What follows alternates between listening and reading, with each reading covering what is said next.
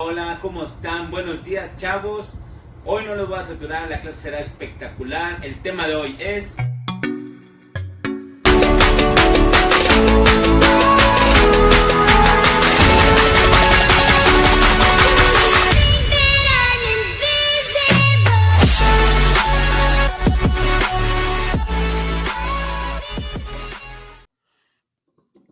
Buenos días, muchachos, ¿cómo están? Hoy es un día diferente, la verdad está nublado, pero híjole, pues hay que disfrutarlo, ¿no? Y más si estamos en casa. La clase de hoy vamos a ver el tema de la materia. Para muchos es un tema que han visto desde primaria, secundaria, pero bueno, es importante entender que cuando tú ves la materia de química, el concepto de materia abarca o tiene todo un abanico de, de conceptos, ¿no? La materia, como vemos, se puede clasificar en mezclas homogéneas, mezclas heterogéneas, y a su vez también sabemos que la materia está constituida por átomos que tiene propiedades y que se puede representar de diferentes estados, como son sólido, líquido, gas, plasma, materiales amorfos, cristales líquidos. Hay otros materiales, no, nada más los vamos a comentar, el Bose-Einstein, en plasma frío, etcétera. Pero estos son los más significativos y los más importantes. Algo que yo como estudiante debo de saber es que la materia está constituida por átomos y que sus átomos pueden formar moléculas, pueden formar compuestos, pueden formar elementos, que las sustancias puras se clasifican precisamente en elementos y en compuestos y que las mezclas pueden ser homogéneas, pueden ser heterogéneas, las cuales se van a ver más adelante, sobre todo ya como aplicación.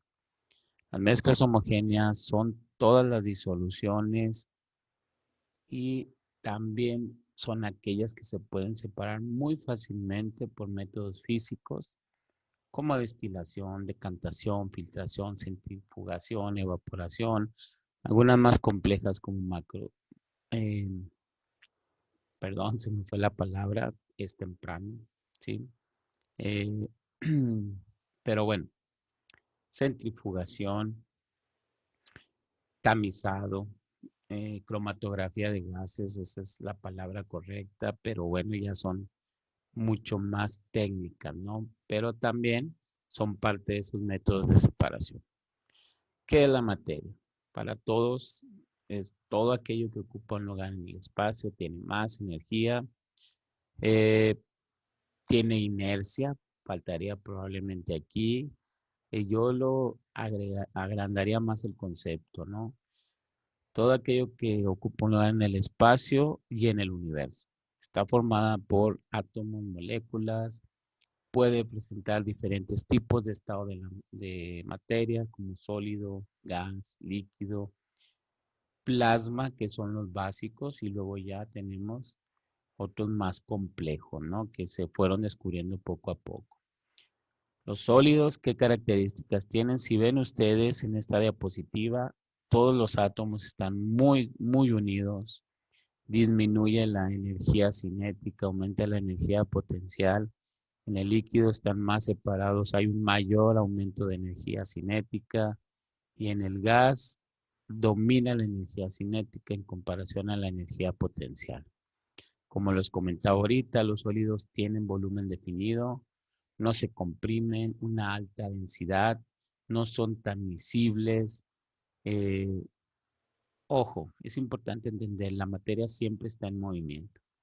Aquí disminuyó la energía potencial, perdón, la energía cinética, pero la energía potencial predomina, pero los átomos están en movimiento.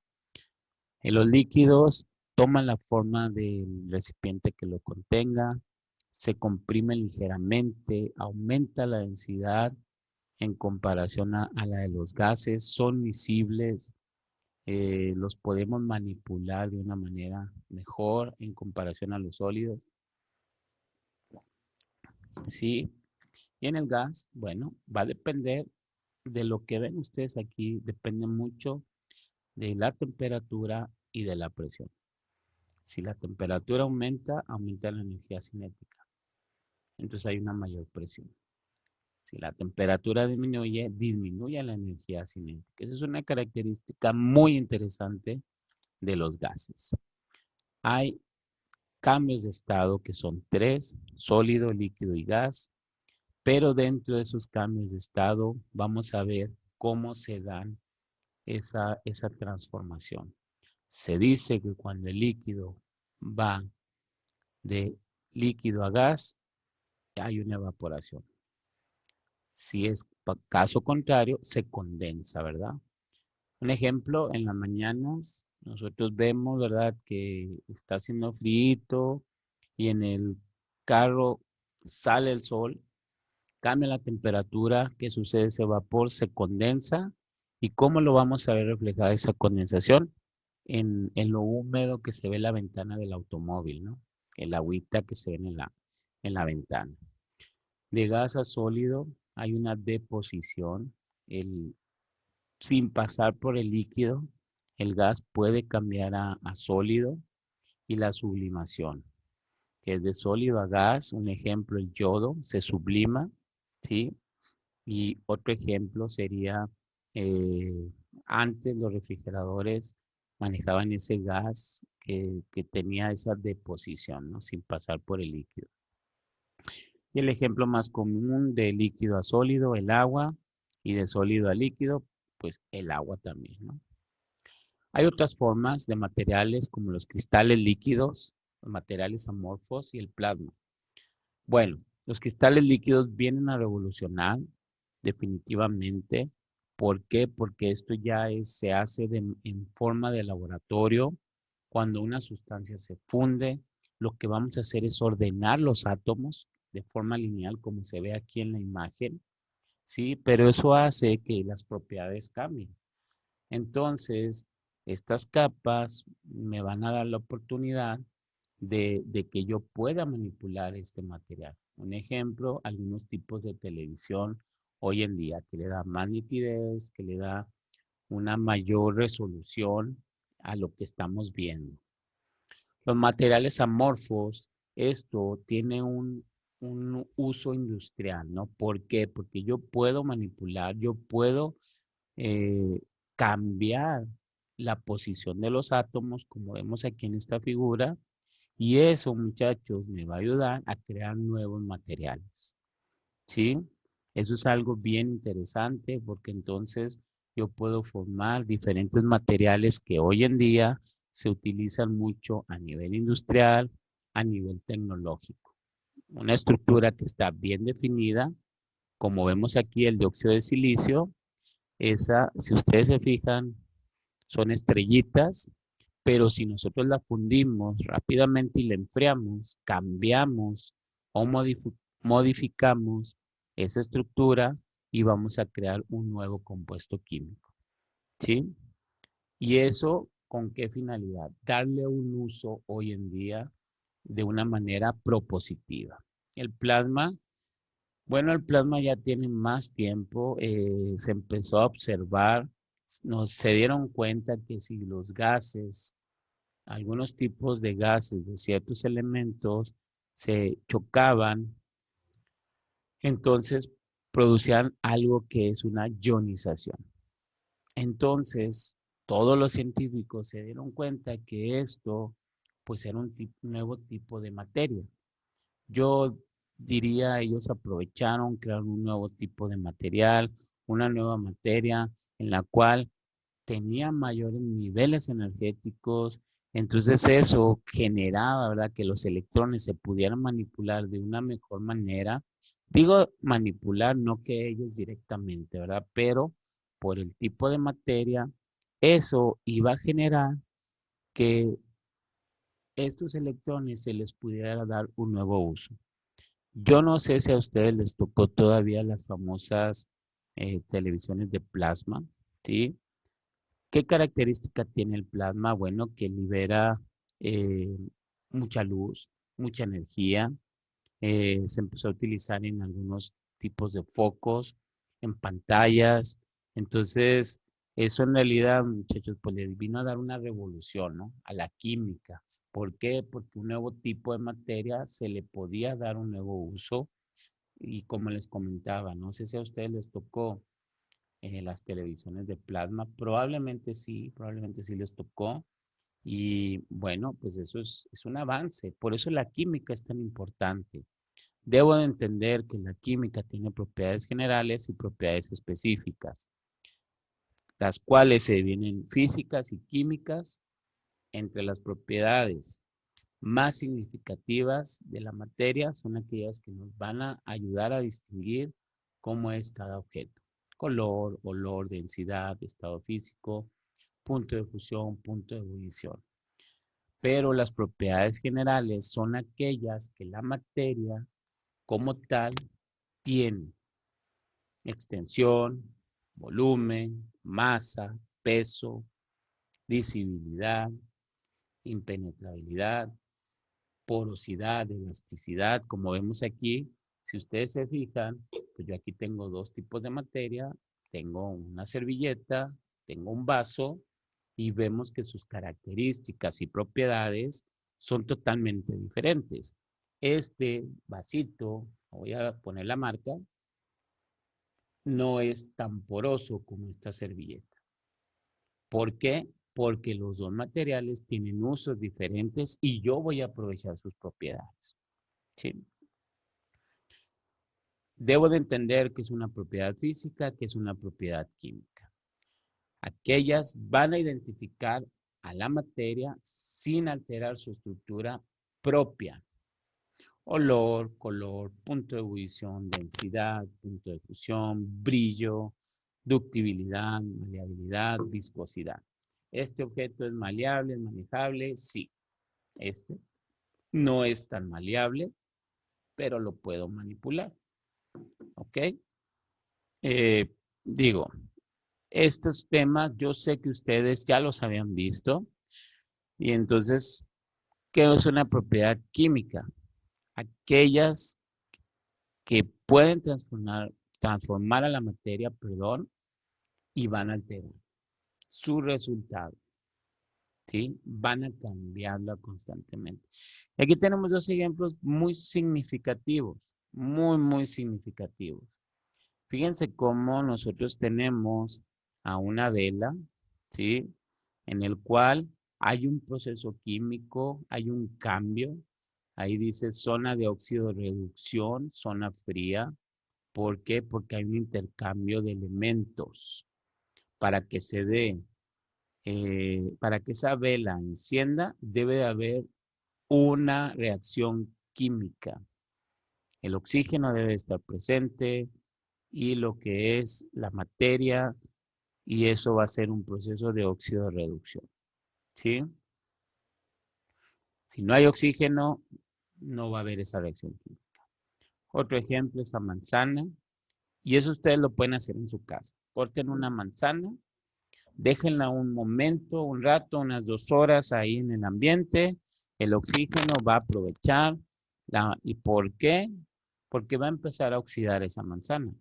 Eso es un proceso natural, es un proceso lógico, porque yo creo que el mejor eh, proceso para cada material es la oxidación. Para nosotros no, pero para ellos sí. ¿Por qué? Porque completan sus capas. ¿Sí? Entre los ejemplos de propiedades químicas, muchachos, tenemos lo que es la descomposición, la oxidación, reducción, toxicidad, combustión, grado de explosión.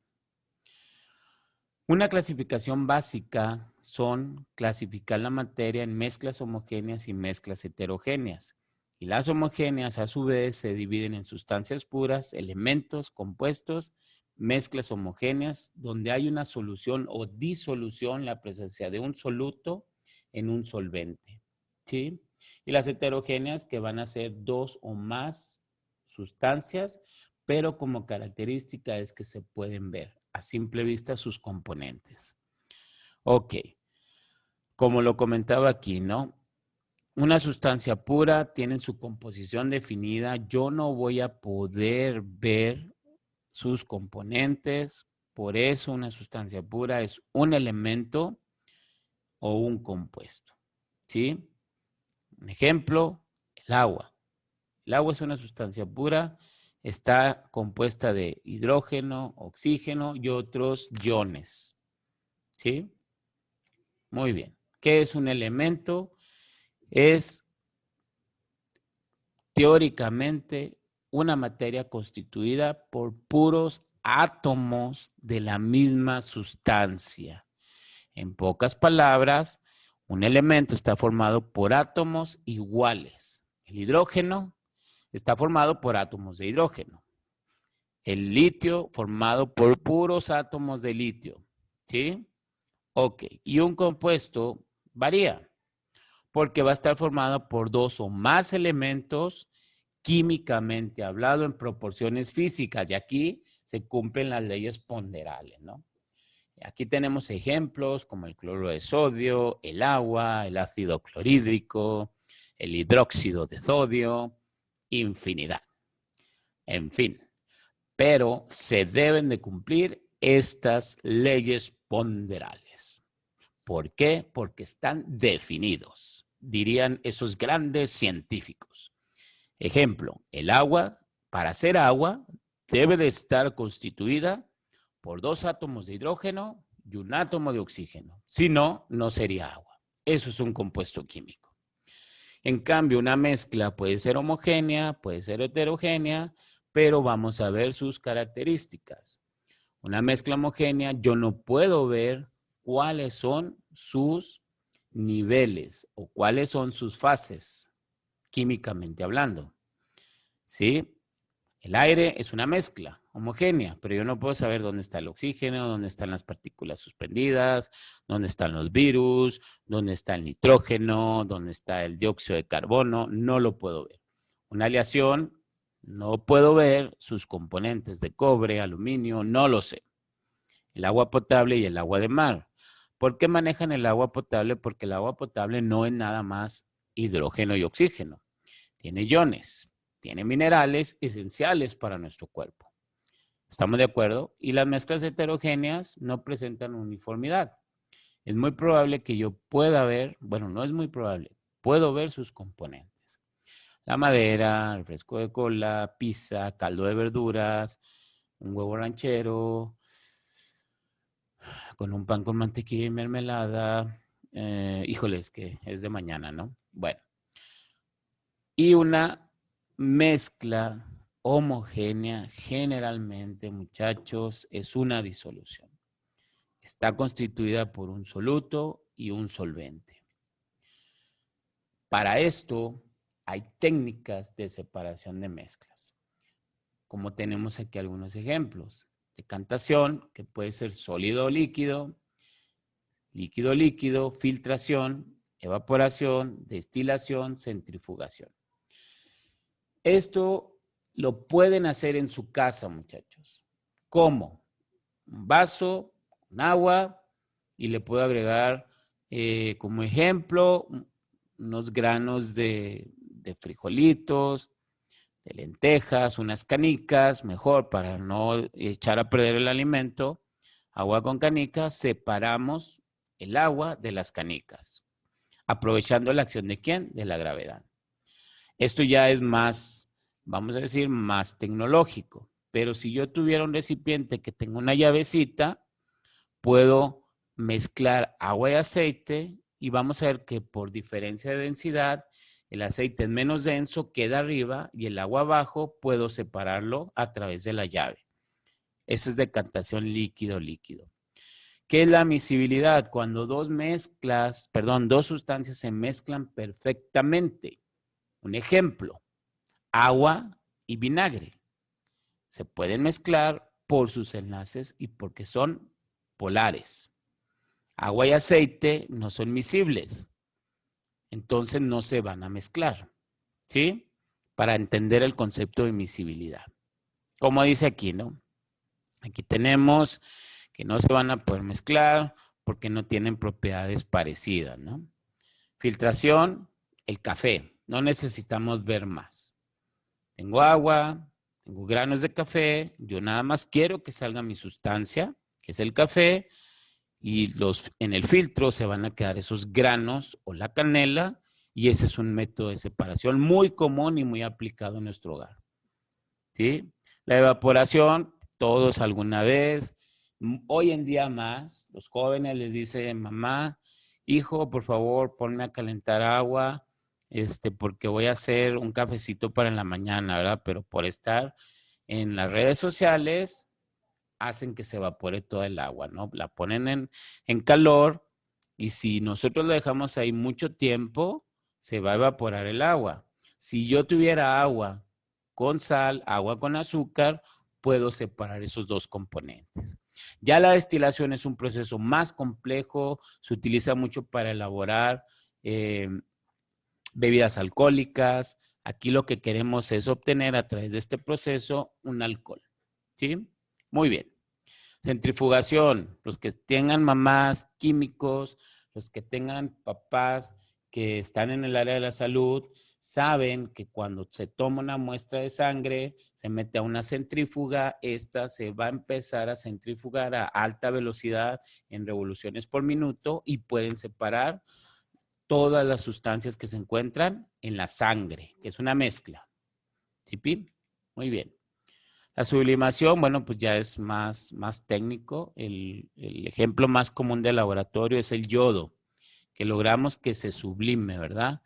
Como si el yodo estuviera contaminado con hierro, nosotros lo calentamos a través de un cambio de estado. Ojo, en este video les pongo qué cambio de estado maneja el yodo de sólido a líquido, de líquido a sólido, de sólido a gas. ¿Cuál? Pónganmelo ahí en sus comentarios, por favor. Y los que lo tengan bien tienen participación. Perfecto, muy bien. Cromatografía, esto ya es más avanzado. Denme un ejemplo también. Si es normalmente en los gases, en los líquidos o en los sólidos. ¿Y dónde se utiliza más? ¿Para medir qué? ¿Contaminación del agua, contaminación del aire o contaminación del suelo? Pónganlo en sus comentarios, por favor, muchachos. La cristalización es uno de los métodos más interesantes. También, si ustedes se fijan, aquí hay un compuesto morado, un elemento morado. Los primeros 3 que me pongan en sus comentarios de qué elemento se trata, también tendrán participación. El magnetismo, bueno, pues es fácil, lo puedo hacer en casa.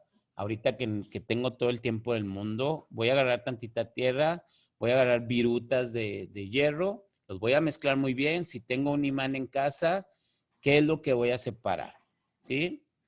Esto también se utiliza mucho cuando hay algún contaminante que daña ciertas cantidades de metal que se vayan a utilizar en un proceso.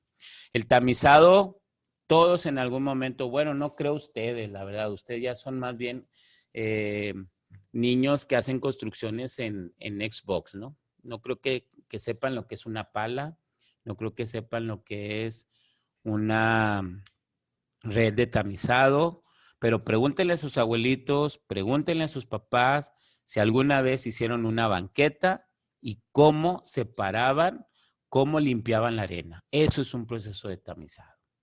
Ya para terminar, muchachos, debemos de saber que para entender el concepto de materia, yo tengo que saber muy bien qué es una molécula, qué es un compuesto químico, qué es una macromolécula y, por lógica, qué es el átomo como tal, de qué está constituido.